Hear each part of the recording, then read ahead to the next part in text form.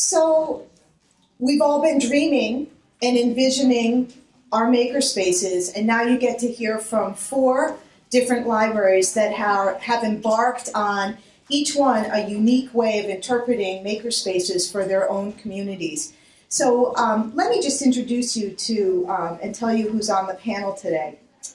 I have Angeli, who is the director of the Milford Public Library since 2013. Prior to that, she was the head of circulation services at the Russell Library, and she worked in youth service positions at the E.C. Scranton Memorial Library in Madison, Waterford, and the West Hartford Libraries. She's been an active member of the Connecticut Library Association. She served as Young Adult Section Chair, Region 5 Representative, and she was a 2014 Conference Co-Chair, and most currently she's the Procedures Chair.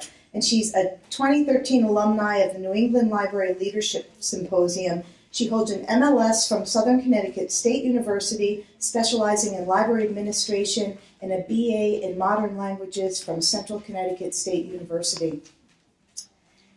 To her left is Abbe Waldron.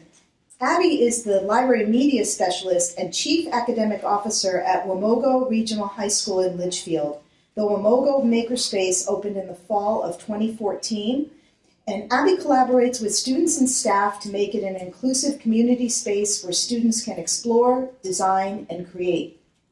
And to her left is Dr. Christina Baum. Christina is the Director of Library Services at Southern Connecticut State University in New Haven. She holds a doctorate in higher education administration and a master's in library science from the University of Kentucky. And finally, a former colleague of mine at Simsbury Public Library is Janet Flewelling. She's the head of emerging technologies and branch operations at the Wallingford Public Library. She will manage the library's Collaboratory, a 2,400 square foot makerspace anticipated to open in the summer of 2016.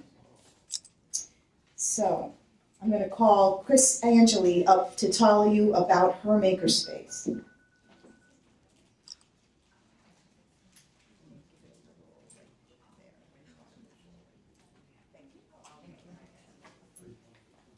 Okay, so after hearing Bill's rousing speech earlier, I'm really sorry that I missed the rest of this conference. I can only make it for this session, but I see lots of faces that I've already called upon to get to the point where we are today, including the lovely staff from Wilton who made a special field trip to my library to help us out. So as we all know, and you can tell by the types of libraries that are up here on the panel, all of our community needs are different. Our resources are different, our communities are different, so we are all going to interpret our spaces as we move forward a little bit differently. When I was asked to be on the panel, I kind of skipped the vision part of it because I felt that that's what we were all going to get here today, because I know when I was starting to embark on it, I had a lot of very practical questions on, how would we make this happen? This is what we want, our community, we've just talked with them, but how do we actually do it? So that's really going to be a lot of the focus of my slides today. So how are we going to make it happen? I had some very specific questions. Why? Why should we do this for our community? Where are we going to put it? We have a very small building. Who's going to staff it? Hate to say this, especially if Maxine is here today, but how will we pay for it? She and I had this conversation. And what equipment will you have? And what are we going to do with it? So those are very specific questions that I thought I would address today and tell you how we are handling it. So our story. Just to give you a little bit of background on what our library is like, so you can either relate to us and see how we're doing. Milford is a population of 52,000 people. We are a pretty young population with a median age about 45, solidly middle class community, a little bit higher perhaps than the median in Connecticut, but not too far off. Our library is a full city department. We have no money in trust. We get 99% of our funding from our city. And at $28.72 per capita funding, we are in the bottom third of supported libraries in the state. Okay, so we're working with a little bit here. When we started looking at our technology in October of 2013, just our everyday technology was poor. We had 12 public PCs. We had a handful of mobile devices that had probably been purchased at some point for e-reader demos and thrown in a closet, and that was really it. So coming on board, it was really looking at what do we have now, where do we want to go, and how do we have the audacity to say we really want to go this far. So we were juggling quite a bit. So we started asking our community and asking our colleagues in other city departments and across in city nonprofits on where we should be, what they would like from us. I had conversations, multiple conversations with our economic development department to see what their small business needs are. Spoke to the Chamber of Commerce, our Board of Education, our city MIS department, which runs a lot of the technology for Milford. We sent out a community survey, put it out on social media, had paper copies to see what our community wanted of us. We also did a number of field trips. We went to Make Haven, the Hubcap. We came down to this library and spoke with Bill. We had the Wilton Library. Susan and Marianne came down and visited our library and our board to talk about what the possibilities could be. And we sort of went from there. And after all of this, what we really determined was that the schools in our community were really doing a good job. We have 2 high schools, 2 public high schools and a tech school, all of which have a ton of equipment. But once those school doors closed, the kids had nowhere else to further their interests, their education, their learning, their creativity. We have a very large small business sector and entrepreneurs in Milford who had no place and perhaps not the resources to, enhance their businesses with some of this equipment. It was out of their reach financially. And we also have a really nice population of self-learners, seniors, people that are perhaps out of the workforce for whatever reason, and there was a real need with that group as well. So we decided we were going to go forward and do it in some sense. So our first question was, well, if we do this, where are we going to put it? Our library is bound by a state road, a river, and a municipal parking lot. We're not expanding. We have a very open floor plan, and so it was really kind of interesting to say, okay, where can we put this? What we did have and what we do is we operate a passport office in our building. And we had this lovely room in the back of our main floor that was used on one evening and on Saturdays. Kind of a waste of space. So we decided to move our passport office into the administrative area and switch up this building to become a more visible lab. If you can see that it has windows now on the side, those are new. Our Public Works Department came in and cut windows, took the glass from our assistant director's office so that we could have something that looked a little bit more open. They also removed a stack of books that were right here. We used to have our nonfiction stacks right up close to it so you really couldn't see, and we wanted this space to be something visible as people walked into the building. They would get a sense of what it was. This space is small. I know you're going to hear some other numbers from probably some other people on the panel. This is about 270 square feet. So my biggest concern, though, was how are we going to staff it? We have 15 full-time employees. That includes office staff. Every single one of those employees does about half of their time on a public service desk. So this was our real issue. And this is where I think reaching out to the community has helped us a great deal. We reached out to the Milford Education Foundation, which if you have a foundation like that in your community, I would suggest partnering up with. They have been indispensable. They are really providing for us a lot of our, as they keep terming it, human capital. I've heard that term a lot. Our human capital. They are providing a lot of our support, our trainers. They've provided connections to make marketing materials, all at no cost to us. It's a real volunteer grassroots effort in the Milford community, with much thanks to them. We've also reached out to the Board of Education to see if we can't get some of their staff to come in and help assist us in training and classes. And we've also gone to the Economic Development Department, who is bringing in small business help. Oh, and I got to speed it up. And not to mention our community volunteers. From that survey we sent out, we've got about 50 people with skills that want to help our space grow. How are we funding it? There we go. I wrote grants. We received a bunch of money from grants, took some money from our passport office funds, and then I've also gotten some local donors to supply tools and equipment.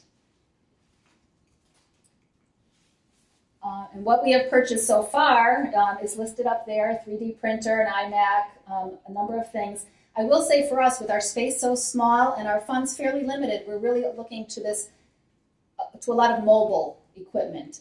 You'll see we've got a green screen and all of that on there, and we've already been using that and taking it with us so that we're not limiting ourselves and our activities to just that one space. We're really using it throughout the library and throughout the community. We've taken a lot of these things to fairs and festivals.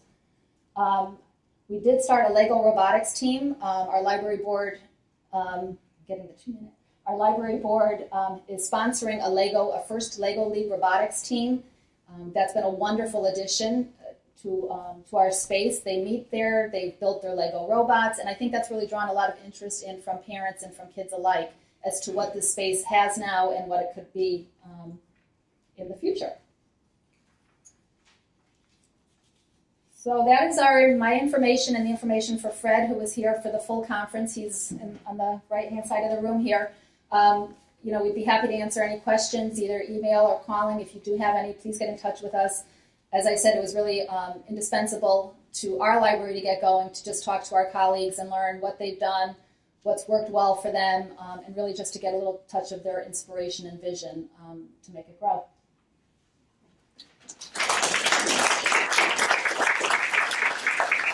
And now we'll hear from Abbe about her project at the Wamogo High School.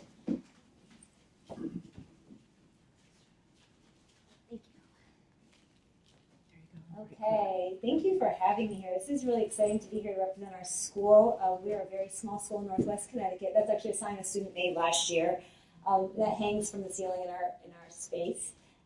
We are tell you a few things about our school. We're a 7 through 12 school, and we're part of Region 6, which consists of 4 schools. We have students that come from Warren, Morris, and Goshen. And in high school, we have an agri-science and technology program that draws from 7 other surrounding towns. So we have a population that comes in 9th grade that kind of builds our population, our school. We're a very small school, 570, 7 through 12.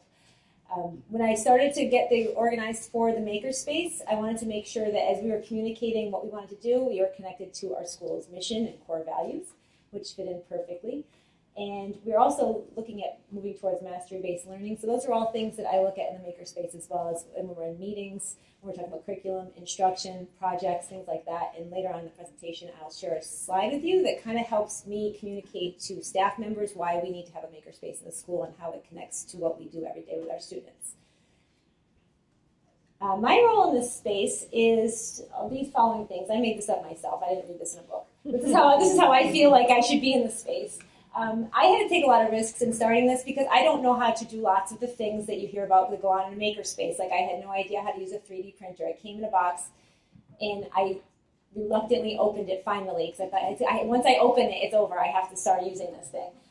And it's not hard to use a 3D printer, so don't be afraid of that. But I had to take risks that I didn't realize that I was afraid to take. And I think that's a good message for everyone in understanding where our students are, whether that's academically in their school, in their classes, or in the MakerSpace. And I like to encourage that. That's a big theme, is just take a risk, try it. It's not going to work, we'll try something else. Basically, I try to stay out of their way in the MakerSpace. People have said to me, they seem to like to sew, why don't you teach sewing classes? They would hate that. They want to do what they want to do in that space and come up with their own ideas.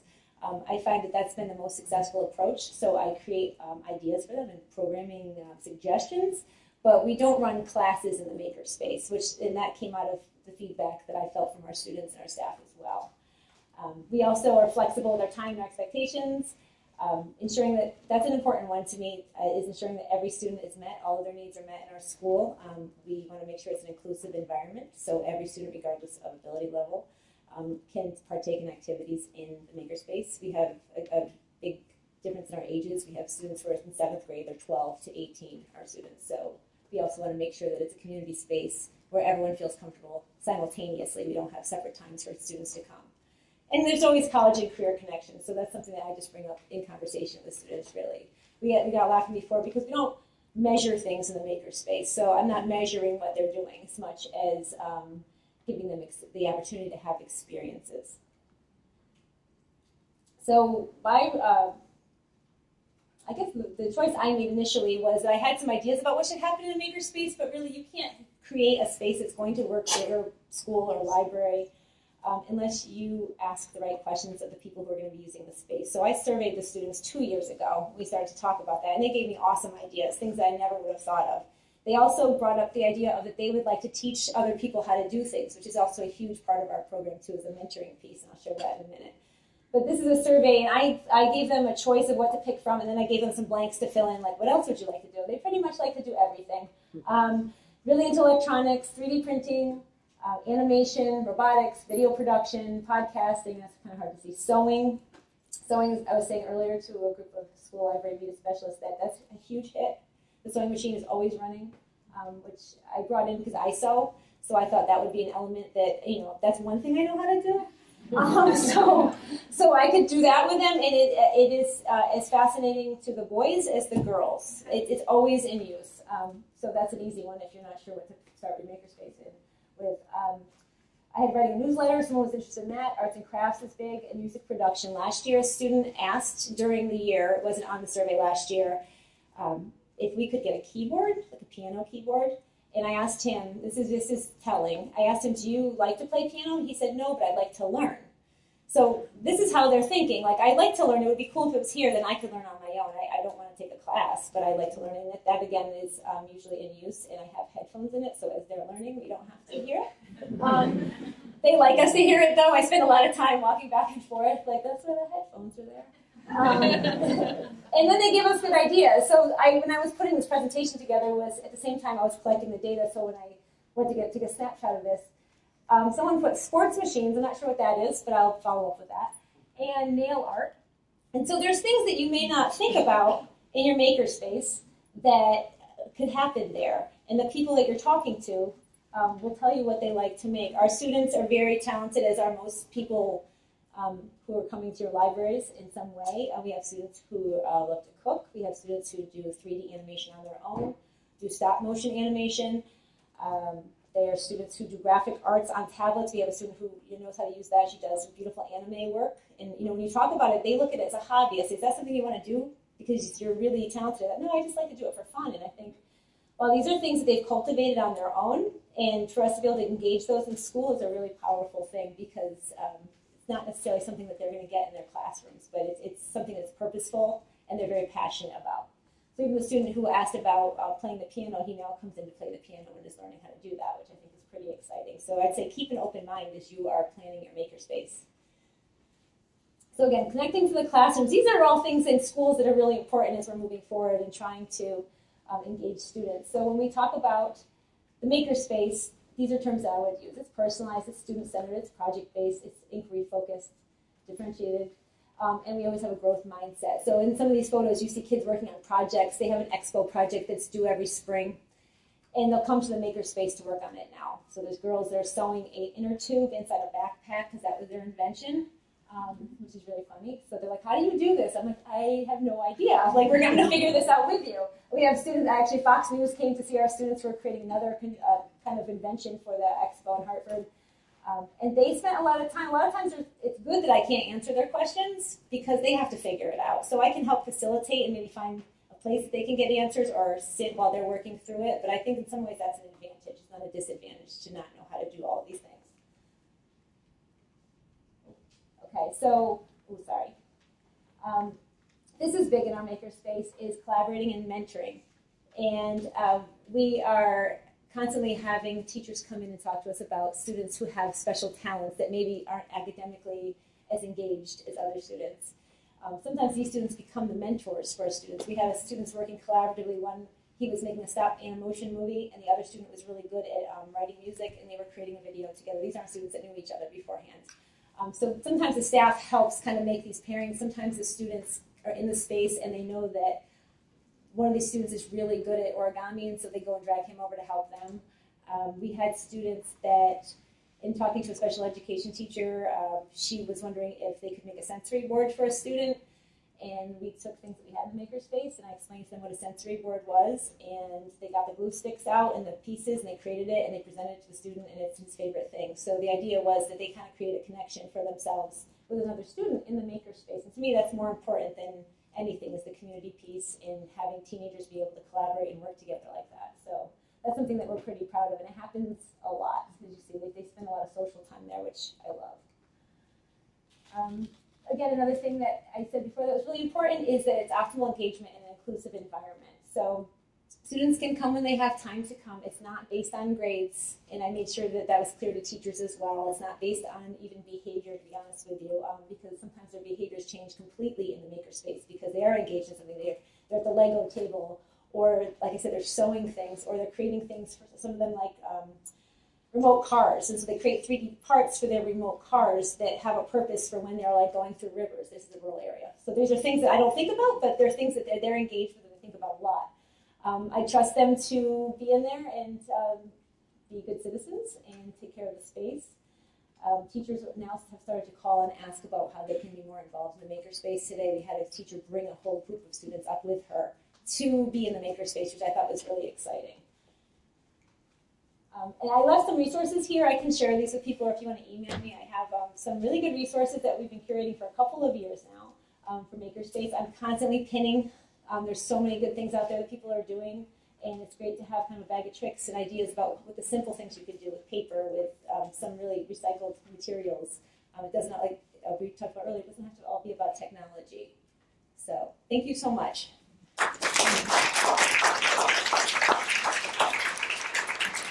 You. Anybody getting inspired? Yeah. So the inspiration keeps going. I'm now going to invite Christina Baum to come and talk to you about what they're doing at Southern Connecticut State University.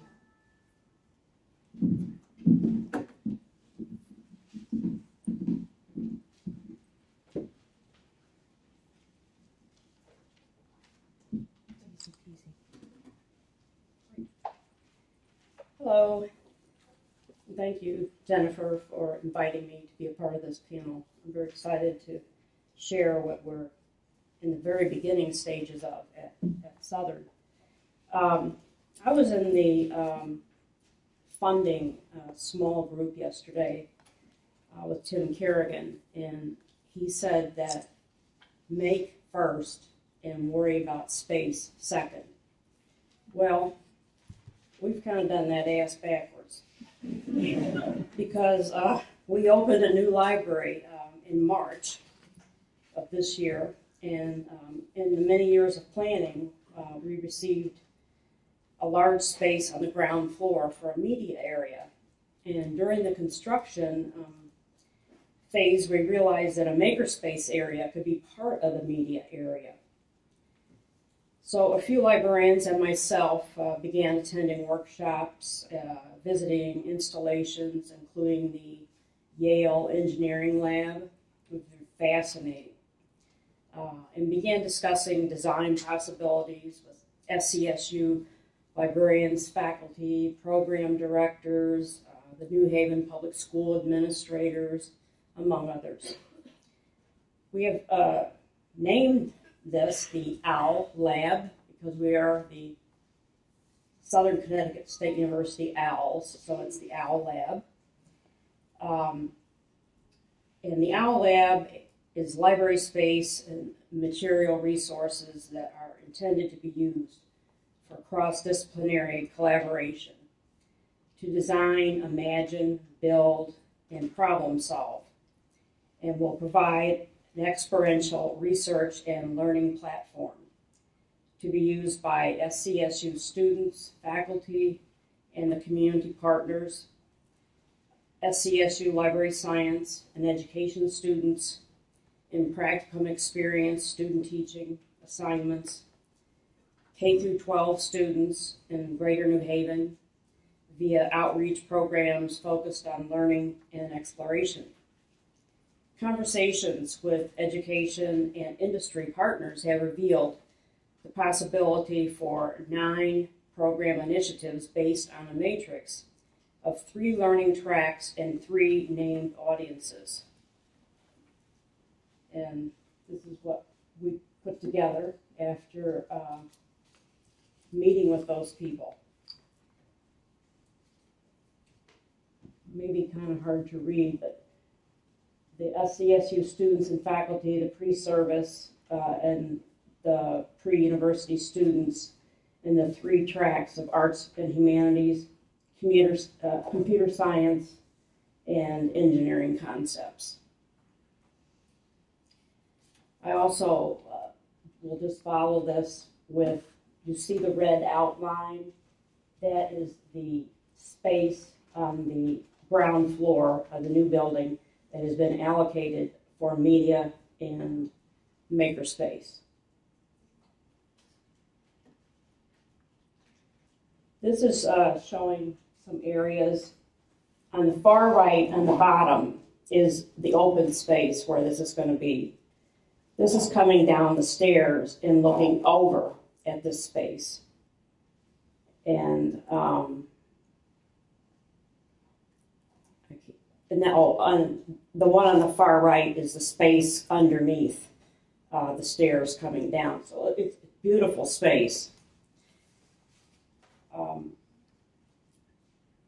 The library has purchased so far 2 3D printers, numerous kits that will be used in-house and circulate, like Little Bits, deluxe kits, Spark Fun, Inventors kits, which include Redboard, Arduino platforms, and 16 circuits, Makey devices, Raspberry Pis, Arduino Inventor kits, and a variety of Lego activity kits. In addition, there's going to be video production, editing, and viewing in the media area, which is combined with the MakerSpace.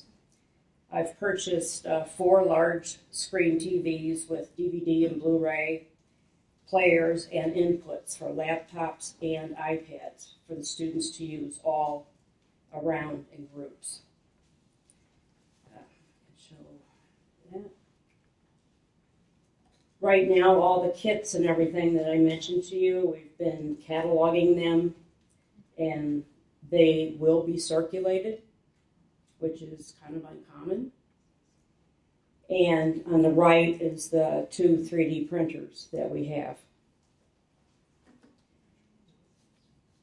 We are now awaiting the arrival of our furniture and shelving to be put into the MakerSpace area. And CSU has committed to a STEM focus on campus that will ultimately transform the preparation of 21st century teachers by focusing on the integration of STEM into teacher preparation and school leadership programs. Flewelling Library will be a key component of STEM education on campus at SCSU by collaborating with the separate STEM MakerSpace on campus, which is very well developed. The OWL Lab will be more independent, focused, while the STEM MakerSpace is more instruction focused. So as you see, we have an empty room, we have materials, we have some equipment, we're waiting for shelving, we're waiting for the furniture. We are already collaborating with STEM and with education and computer science and IT on campus, building our collaborations for what we will be doing in the very near future. We are going to be opening this space up. We should have our furniture in, and we plan to do that in the middle of October. I just wanted to mention some obstacles that we've come up with so far. The budget. The budget so far has all come from the library. I purchased things at the end of last year where I had some leftover money, and I've dedicated some money in this year's budget to purchase some of these things. But I'm trying to find some collaboration and some partners to help with this. We did write an IMLS grant. It was sent back for some revision. We sent it back again. It was rejected again. And so we're still pursuing grant opportunities. Providing access while keeping materials and equipment secure. As you see, the room I showed you is open, so it doesn't have doors, it can't be locked. So we're dealing with that and trying to work on different areas, but we will have a desk at the front of the area, and we will have a staff member or student at that desk at all hours that the MakerSpace is open. Getting staff and faculty in the library on board was a first thing. There are many naysayers. So I decided to have an all-day retreat in August, and I invited Bill and some of his people to come down and work with us. And I think by the end of the day, we felt that it was very successful and that they were very interested and excited. And prior to that, they didn't know what half the stuff was. And to figure out how materials will be checked out. We know they can be, but we need to find a good, reasonable solution for that. So we're very hopeful that this will be a success, and I can't wait to get it started. Thank you.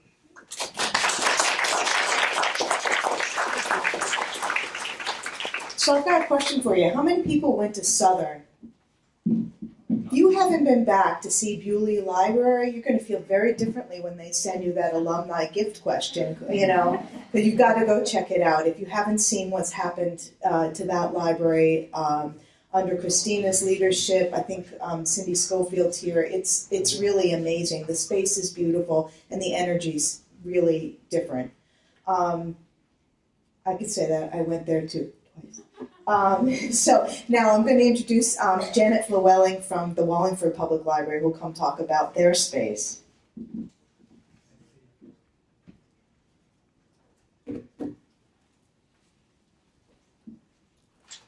Good afternoon. Thanks for inviting me here today to talk about our big, exciting, terrifying MakerSpace / digital media lab that should be coming next summer, hopefully. If you folks are not familiar with the Wallingford Library, anytime that you're traveling up or down 91, please stop by and see us. Our library is beautiful. We were expanded greatly in 2008. We have a children's department that everyone talks about the tree, so come visit us and see the tree. But also, our community is very unique because our library is an association library, but essentially all of our funding comes from the town, but we are not beholden to the town directly in terms of the political structure. So that makes things kind of interesting because anyone here who lives in Wallingford probably knows that our town hall is very technology averse, but the library is kind of seen as the forefront of technology for the town as well as the school system.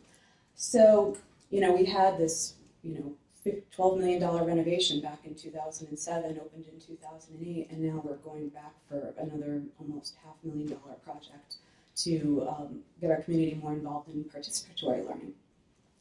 So the collaboratory started probably about 2 years ago. We started talking about this, and our library director had a meeting, and I was on maternity leave, so I missed out on the session where we started actually with this one. We had a big brainstorming session with the staff where everyone got together in our staff room, and we have a wonderful artist on our staff who created this wall for the next big thing, and then we did all these post-it notes of what could we do in our space that would make it fun, exciting, bring new learning opportunities to the town, bring new technology. And so we came up with this big plan, and then our director, James, said, how can we make this happen? So she started talking to our library board about it, and they were very gung-ho about it. She started researching grant opportunities, and she decided to go for a construction grant from the state in order to renovate the library to accommodate a very large makerspace. At that point, we went back to our community and did a community survey, and we got about 200 respondents, and we really tried to structure the survey in a way that people would be forced to make a choice as far as what they wanted to do. So we asked them questions about, would you rather do sort of handmade, crafty kinds of things? Would you rather do high-tech learning? Would you rather have a lecture series? Would you rather do more hands-on but not crafty stuff, like more mechanical types of things? And unfortunately, everybody said they wanted to do everything, so it really didn't help us all that much. So I think that's probably, we haven't really had a failure yet because our project is still really in its infancy. We haven't begun construction yet. But I think that the enormous question mark that's facing us as far as what the community is looking for and both the scope of the project and the the responsibility that we feel that for the investment that the town is making in this, we have to make it be worthwhile. So that causes me to have a lot of stressful meetings. So our next step was we went and we had 2 wonderful staff members that called libraries with makerspaces all over the country and we had a whole list of probably like 10 or 15 questions that we asked every single library that was willing to speak with us. And these libraries generously donated their time to tell us about both their successes and their failures. So our staff members then compiled these results and put a report together for both our staff, our board, and then our director went with some members of our board to the town council and asked them to support this project. Because again, even though we weren't asking the town for any money, we didn't want to do anything that would bite the hand that feeds us, per se. So we were delighted to find that even though our town is not particularly high-tech in our government, we're very lucky to have them be very supportive of the library, and they wrote a resolution supporting the grant application to the state. And voila, we got the money. So we're super excited, and we're very lucky because we didn't have to fundraise for this project. The library took it right from our bank accounts for the part that we were responsible for. And we're going to have the collaboratory. And personally, and this is, the name was decided without me, and that's probably my one pet peeve about it, is that I think the name is too long. But we'll see how it goes. But it's going to be a 2,400 square foot multi-collaborative space on the main level of the library. If you've ever been to our library before, our bottom level is essentially staff offices, programming rooms. The main floor of the library houses all of our collections, all of our services. And so we are going to be moving our enormous AV collection and glassing in that space and putting in a raised floor so that we can have both power and data, and trying to create a space that will work with us for many, many years to come, and to try to make it both a place that is exciting for people to want to step into, but also a place that gives them opportunities to learn and will let us grow and change over time. So it's a really tall order. We have a million ideas. These are just some of the things that we have come up with. My personal favorite is the greenhouse, because we have a very active environmental community in Wallingford, and we do a lot of environmental programming. And my son goes to a magnet preschool in Bloomfield, and they have a beautiful greenhouse. So I said, we have the space that we're using has beautiful, huge windows. We said, let's try to make a greenhouse happen. I'm not 100% sure if that will happen or not, but I would love to see that be part of it. But we'll also be doing both traditional makerspace activities, a lot of things with digital media. We're also hoping to do a lot of activities that are more lecture-based or promoting co-working activities. So there are a million different possibilities for us. This is our existing space. You can see the big windows there in the back, so that's if you're standing at our checkout desk and information desk looking backwards. And then you can sort of see where the ceiling drops down on the photo. To the left, that's where we'll be glassed in. So it's a big, beautiful area with high ceilings. I think sound is going to be a big, big problem for us because, again, the ceilings are very, very high. And this is one of our proposed collaboratory designs. One component that we anticipate being in the final project is a multimedia studio, because that is part of what we, when we went to the town council for the resolution, that is part of what we had said was going to be an essential component of it. So that's just one configuration that we're working with. There may be many, many more. We have a lot of different technology that we're thinking about. We already have a 3D printer, but we're probably going to get at least one more. 3D scanning, laser cutting, vinyl cutting. We're definitely going to have some sort of presentation system, possibly a Microsoft Surface Hub, depending on how that product actually turns out to be when it's released next year. High-tech sewing machines, CNC machining, robots. So there's going to be a lot. This is the one thing that the town council got really excited about. University of Pennsylvania has their one-button studio, and we thought, what else could you ask for? You push a button and you have a fabulous video recording. So that's what we're hoping to put into place in our space as well. We're also going to be doing a lot with digital media projects, so both with content creation and digitization. So people will be able to do both music composition, digitizing slides, videotapes, doing audio histories, things like that. And then we're also thinking about collaborative activities that aren't necessarily technological. A lot of our staff are big fans of the Brooklyn Brainery, where they do seminars on, anything that somebody has expertise on. They come in and they do a seminar on like how to make your craft beer or how to, create the perfect origami swan. So we'll most likely be exploring opportunities like that as well. And then to be able to offer a co-working location with both the technology component and the great atmosphere. One thing we found is that our study rooms are always in use, and it's not necessarily for people that are studying, it's for people who want to work together with some semblance of being able to do their work in an environment that is both exciting and has the technology they need. So our timeline, right now we're sort of still in the spring-summer part of it. It's moved back a little bit because we're working on finalizing our drawings. But we do have an architect and a designer. We've been visiting other libraries and furniture showrooms. We're coming up with our final list of activities in order for the architect and the designer to then plan what sorts of furnishings we need, what kinds of connectivity we need, how to configure the walls. So as far as I know, we're still on track for starting the actual construction end of it this winter with installing the walls, putting the flooring in, and then we're hoping to be open early next summer, but that may be pushed back later. But hopefully we'll have lots of great things to offer by June or July. So please come and visit us either next summer or sooner if you happen to be in the area. We'd love to see you.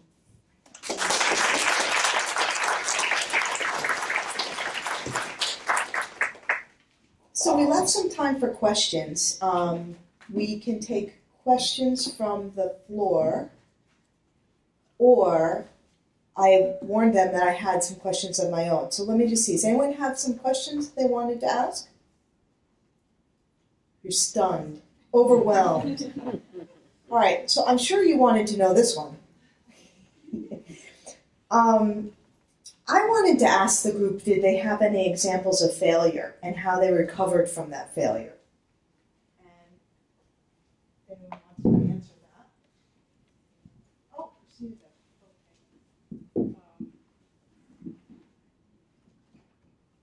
We had failure with the grant process. We thought we had a very good grant, and we tweaked it according to the way we were told, sent it in again, and was rejected. So we had to start out on our own and start small, a lot smaller than what we wanted to.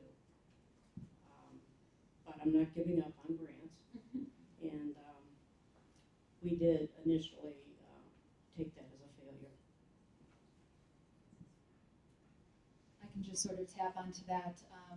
We've done some presentations to our local organizations, and one which I fully expected to support us did not. And it kind of ties into something that Bill said earlier, in that this group pretty much said, come back to us next year when things are running. We really would like to see what you're doing first, and to see that you've actually put something, put some of your own skin into it first before we start adding any financial support. So I'll move on to another question then. What have been the best outcomes so far? I know that you're in the process, with the exception of Abbe, really. And what has been some of the best outcomes even along the process? I would say for us, it's definitely the energy and enthusiasm that's now being directed towards the library. There's been a lot of publicity about everything that we've been doing, and now that one of our goals was, to just not be the afterthought. We're the library that, yes, we're well respected, we do a good job, but we're not always necessarily first at the table to be included. And I find that now other city departments and other organizations are saying, wow, the library's doing that, let's call them in and see how they can help. And I think it's just been a real great way to increase our collaboration and participation in our community.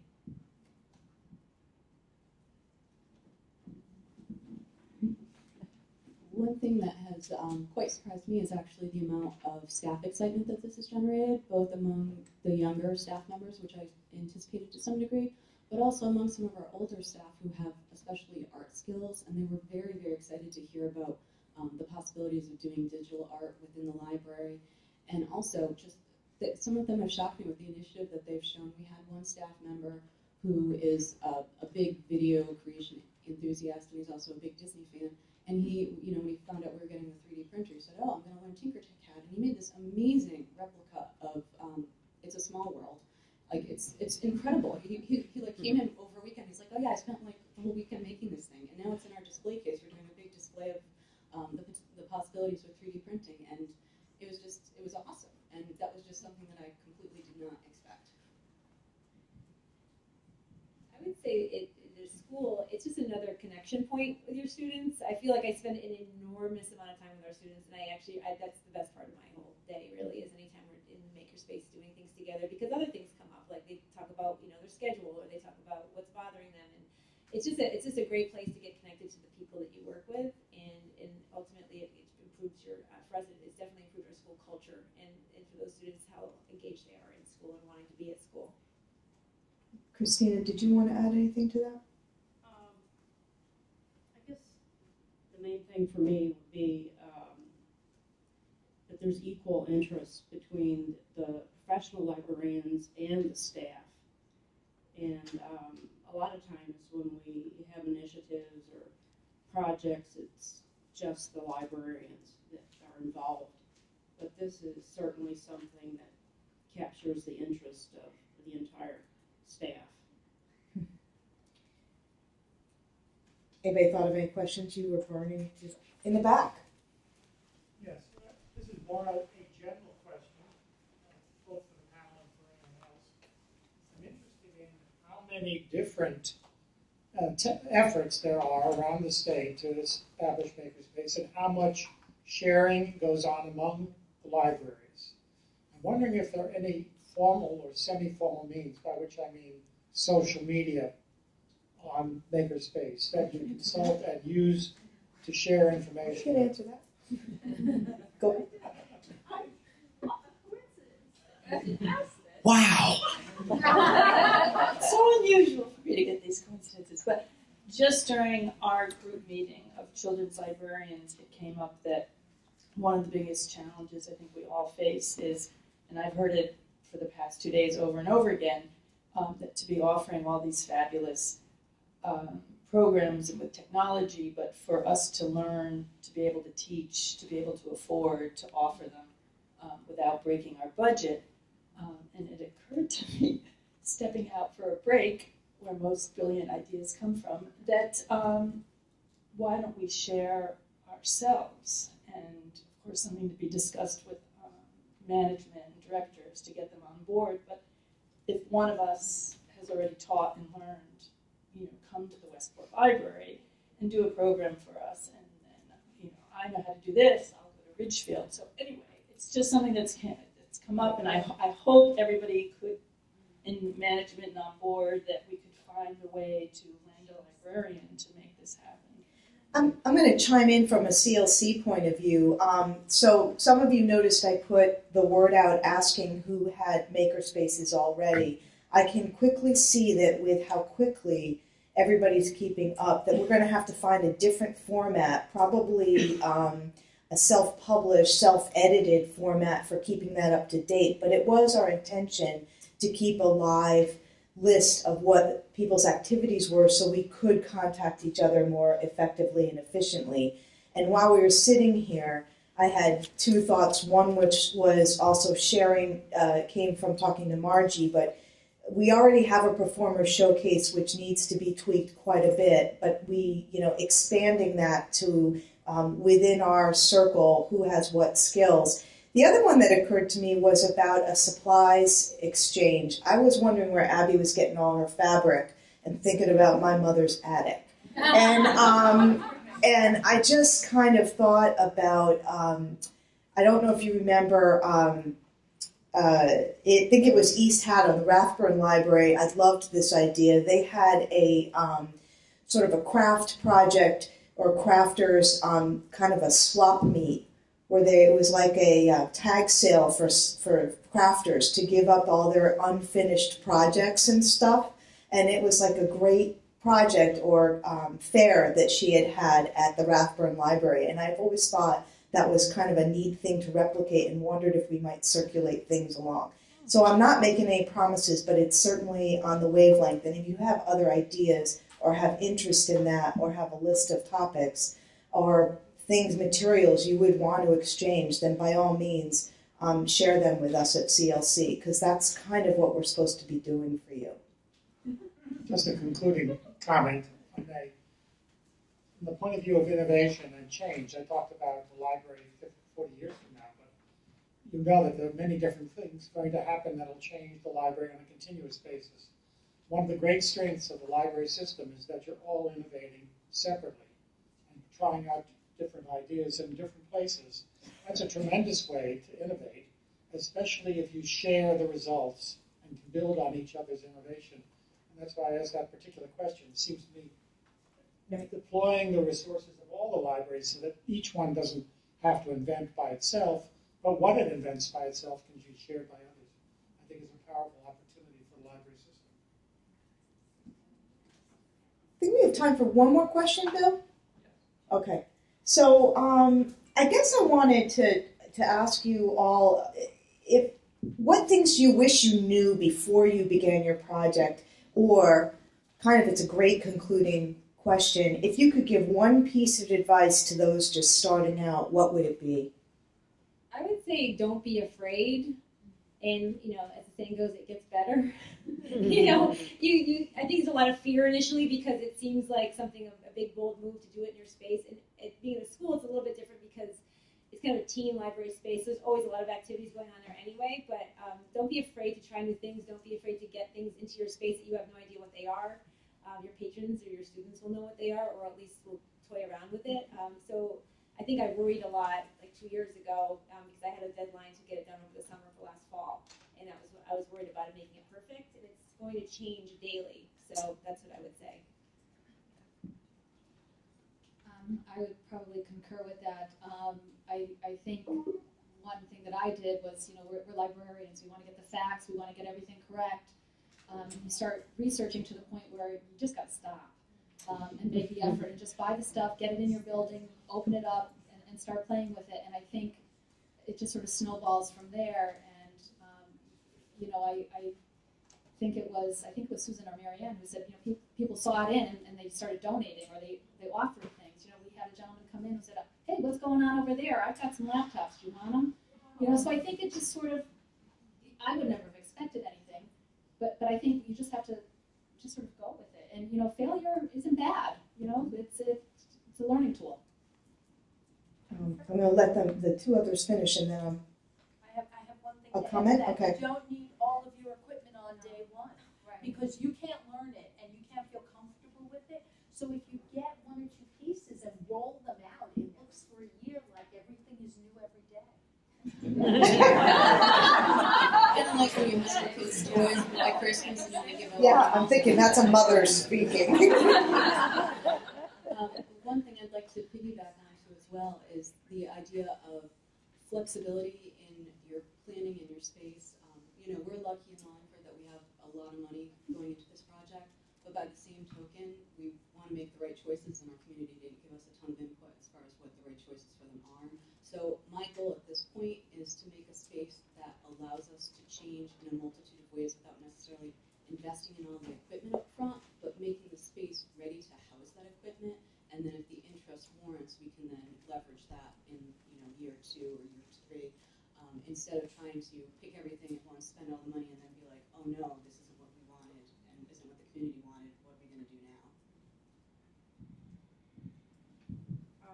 I just have a couple of thoughts. I remember going to Provost Council one day and bringing up the issue that the library wants to do a makerspace. Now, these are administrators and deans and the provost. And the provost looked up and she said, "What is a makerspace?" And the next day, handouts on her desk so she could understand this concept. So there's the education of this from the beginning. The other thing is I would have tried harder for outside funding, looking at things other than grants, so that I was so anxious to get started. You know, I had the space so that I could buy some things, but it would have been better in looking back if I had gone to some of these outside places like foundations and got some money and a partner to invest with me. I would have done that. I'm going to just add that I had a similar experience with assuming that people know or that are involved, even people who are interested in the library community, understand and know about the maker movement and maker spaces, and that if you assume that, you can shut down the conversation and or make it seem like it's a clique and they're not invited. And I had that happen at a state board meeting. So, you know, again, and you better be really, really ready to explain about the maker movement and why you think it's exciting, not just about the equipment, because it's got to be accessible from a lot of different levels. And we get into it, and it's really, I think, sometimes hard to remember that everybody isn't aware of it. Like Bill said about the 3D printers in Westport. There are some people apparently, but not for long, because you know you're so loud they probably hear them, right? No. Anyway, thank you very much. Thank you to our panel.